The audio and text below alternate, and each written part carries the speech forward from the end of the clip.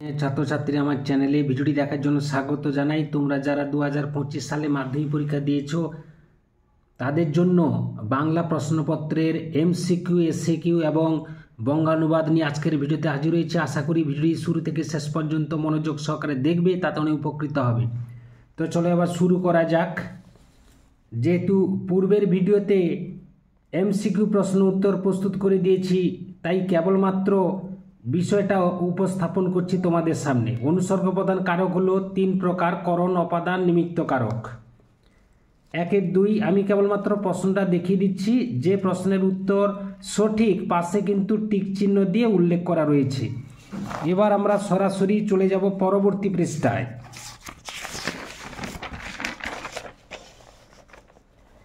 1-5 তবু লিখছে, লুকিয়ে লিখছে। এভাবে লেখার কারণ কি? যেন নেশাই পেয়েছে। তারপরে গিরিশ মহাপাত্রের জামার রং কীরকম ছিল? রামধনু। 1-8 উদ্ভ্রান্ত। 1-9 দাগে আসক্তি। আবার তোরা মানুষ হ, এটা অনুজ্ঞাসূচক বাক্য, ভাববাচ্যে প্রাধান্য পায় ক্রিয়ার ভাব। পরবর্তী পেজ। আমি তোমাকে বইটি দিলাম কর্তৃবাচ্যের উদাহরণ। 1-13 দাগে 4 দণ্ড। তারপরে 1-14 দাগে প্রভাতে। 1-15 দাগে 2 ডজন। প্রাচীন সুমেরিয়ান বা ফিনিশিয়ানদের হলে অর্থাৎ ফিনিশিয়ানদের লেখনী ছিল হাড়। এরপর আমরা সরাসরি চলে যাব এসএকিউতে। পরম সুখ কাকে বলে জানেন? বক্তা কাকে পরম সুখ বলেছেন? বিরাগীর মতে পরম সুখ হলো সমস্ত সুখের বন্ধন থেকে মুক্ত হওয়া। পরবর্তী এসএকিউতে আমরা সরাসরি চলে যাব। নদীর বিদ্রোহ গল্পের লেখকের প্রকৃত নাম কি? উত্তর হবে প্রবোধ কুমার বন্দ্যোপাধ্যায়। পরবর্তী প্রশ্ন 1-2-1-3 অমৃতের মা ওকে বেকায়দায় ফেলার জন্য কি বলেছিলেন? উত্তর হবে নতুন জামা দেওয়ার আগে ইসাবের বাবা ওকে অর্থাৎ ইসাবকে খুব মেরেছিলেন।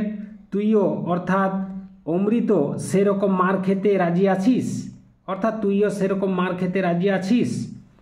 2-1-4 বিকেলে চায়ের টেবিলে ওঠে কথাটা কোন কথাটা? উত্তর হবে তপনের লেখা গল্প এবং ছোট মেসোর তপনের লেখা গল্পটি ছাপিয়ে দেওয়ার প্রতিশ্রুতির কথা বিকেলে চায়ের টেবিলে ওঠে। 2-1-5 তার আমি জামিন হতে পারি। বক্তা কার জামিন হতে পারেন? বক্তা অপূর্ব সন্দেহভাজন লোকটি যে বিপ্লবী সব্যসাচী মল্লিক নয় তার জামিন হতে পারেন, অর্থাৎ এখানে বলা হচ্ছে যে সব্যসাচী মল্লিকের জামিন হতে পারেন। পরবর্তী প্রশ্ন 2-2-1 অস্ত্রের বিরুদ্ধে গান কবিতা থেকে নেওয়া হয়েছে।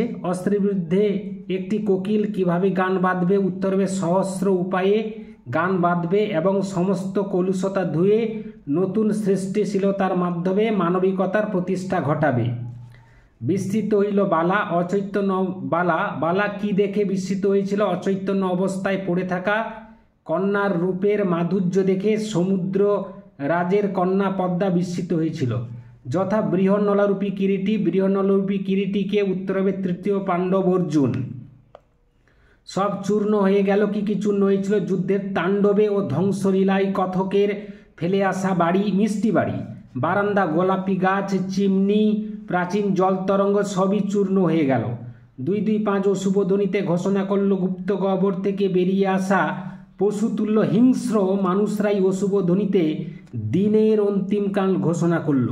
এরপরে আমরা চলে যাব প্রবন্ধ থেকে যে প্রশ্নগুলো গুরুত্বপূর্ণ এবং যে প্রশ্নগুলো এসেছে প্রবন্ধ থেকে তার উত্তরগুলো জেনে নেব। ক্যালিগ্রাফিস্ট কাদের বলে? উত্তর হবে ওস্তাদ কলমবাজদের বা পারদর্শী লিপিকরদের ক্যালিগ্রাফিস্ট বলে বা লিপিকুশলী বলে। পরিভাষার উদ্দেশ্য কি? প্রাবন্ধিক রাজশেখর বসুর মতে ভাষাকে সংক্ষিপ্ত করা এবং তার অর্থ সুনির্দিষ্ট করা, এটা হলো পরিভাষার উদ্দেশ্য। ব্যাস ভেবাচাকা খেয়ে গেলাম। কলম বিক্রেতা জানতে চান লেখক শ্রীপান্থ কি কলম কিনতে চান।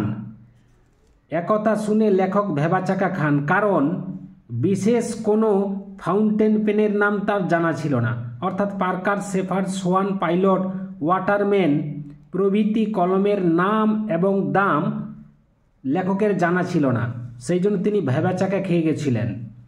তাতে অনেকে মুশকিলে পড়েছেন। কিসে মুশকিলে পড়েছেন?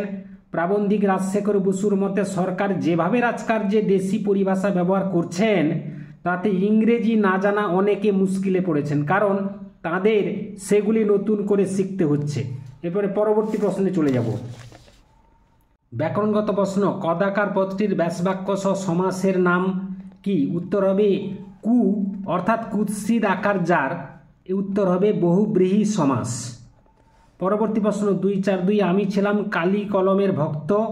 আমি কি কালি কলমের ভক্ত ছিলাম না? এটি প্রশ্নসূচক বাক্যে পরিবর্তন করলে হয়। পরবর্তী প্রশ্ন, কর্তৃবাচ্য থেকে ভাববাচ্যে রূপান্তরের প্রধান শর্ত কি? কর্তৃবাচ্য থেকে ভাববাচ্যে রূপান্তরের প্রধান শর্ত হলো কর্তৃপদটিতে র বা এর বা কে বিভক্তি যোগ করতে হয়। যেমন কর্তৃবাচ্যে তুমি খাবে, আর ভাববাচ্যে করতে হলে তোমার খাওয়া হবে। এখানে র এ যুক্ত হয়েছে। 244, প্রত্যেককে ব্যাসবাক্য সহ সমাসের নাম লেখো। এই প্রশ্নটি আমার কাছে একটু ত্রুটিপূর্ণ বলে মনে হয়েছে, কাজেই এই প্রশ্নের উত্তর এখন প্রস্তুত করে দেওয়া সম্ভব হচ্ছে না। এরপরে 245, অপাদান কারকের শূন্য বিভক্তির একটি উদাহরণ দাও। গত মাসে আমরা দিল্লি ঘুরে এলাম। দিল্লি নিচে দেখা হবে অপাদান কারকের শূন্য বিভক্তি। উক্ত কর্তা কাকে বলে? 246, উত্তর হবে কর্তৃবাচ্যে ক্রিয়ার কর্তাকে উক্ত কর্তা বলে। যেমন আমি পড়ছি। তারপর রয়েছে 248, একটি মিশ্র বাক্যের উদাহরণ দাও। ব্যাসবাক্য 247টা ছেড়ে গেছি। 247, ব্যাসবাক্য কাকে বলে? সমাসবদ্ধ পদকে ভাঙলে বা ব্যাখ্যা করলে যে বাক্য বা বাক্যাংশ পাওয়া যায় তাকে ব্যাসবাক্য বা বিগ্রহ বাক্য বলে। যেমন মৌ সঞ্চয়কারী মাছি সমান মৌমাছি, অর্থাৎ মৌমাছি সমাসবদ্ধ পদকে ভাঙলে মৌ সঞ্চয়কারী মাছি, এই ব্যাসবাক্যটি পাওয়া যায়। তাহলে এখানে ব্যাসবাক্য হলো মৌ সঞ্চয়কারী মাছি। 248, একটি মিশ্র বাক্যের উদাহরণ দাও। তুমি প্রায়ই আসতে কিন্তু থাকতে না, সেই জন্য আমিও যাব কিন্তু থাকবো না। অনুসর্গযোগে করণ কারকের একটি উদাহরণ দাও। শাক দিয়ে মাছ ঢেকো না। 2-4-10, যুক্তির পথে হাঁটো ভাববাচ্যে রূপান্তর করো। যুক্তির পথে হাঁটা হোক। এরপরে আমরা চলে যাব 3 মার্কের প্রশ্নগুলোতে। এতে দুজনের ভয় কেটে গেল। দুজন কে কে, কিভাবে তাদের ভয় কেটে গেল? 3-1-2, তখন আহ্লাদে কাঁদো কাঁদো হয়ে যায়। তখন বলতে কোন সময়ের কথা বলা হয়েছে? বক্তা আহ্লাদে কাঁদো কাঁদো হয়ে গেল কেন? এরপরে 3-2 দাগে প্রশ্নগুলো তোমরা একটু দেখে নাও। আমরা সরাসরি পরবর্তী প্রশ্নে চলে যাব। 4 দাগে যে প্রশ্নগুলো সাজেশানে দেওয়া হয়েছিল হুবহু সেই প্রশ্নগুলো এখানে এসেছে। এবছরের সাজেশান থেকে প্রায় 99% কিন্তু লেগে গেছে। কাজেই আমার এই প্রশ্নটা দেখে নিয়ে সাজেশানে একটু মিলিয়ে নিও, তাহলে বুঝতে পারবে সাজেশানে কতটা কী লেগেছে। তারপরে রয়েছে কম বেশি 150টি শব্দের যে কোনো একটি প্রশ্নের উত্তর দাও। আমি কেবলমাত্র প্রশ্নপত্রটা তোমাদের সামনে তুলে ধরছি, তোমরা একটু চোখ বুলিয়ে দেখে নাও। 6 দাগে রয়েছে আমার মনে পড়ে প্রথম ফাউন্টেন পেন কেনার কথা। বক্তা কোথায় ফাউন্টেন পেন কিনতে যান, তার ফাউন্টেন পেন কেনার ঘটনাটি বিবৃত করো। 7 দাগে সিরাজদৌল্লা নাটক থেকে প্রশ্ন এসেছে। 7-2 দাগেও সিরাজদৌল্লা নাটক থেকে প্রশ্ন রয়েছে। 8 দাগে কোনি থেকে 3টি প্রশ্ন রয়েছে, আমাদের উত্তর দিতে হবে যে কোনো 2টি প্রশ্ন। 5+5 10 মার্কের।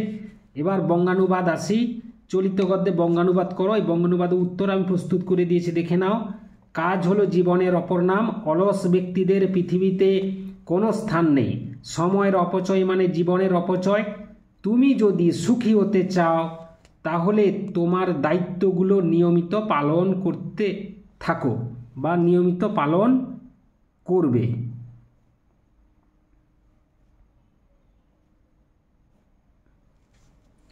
10 দাগে কম বেশি রয়েছে 150 শব্দে একটি প্রশ্নের উত্তর দাও। জলের অপচয় রোধে সচেতনতা শিবির।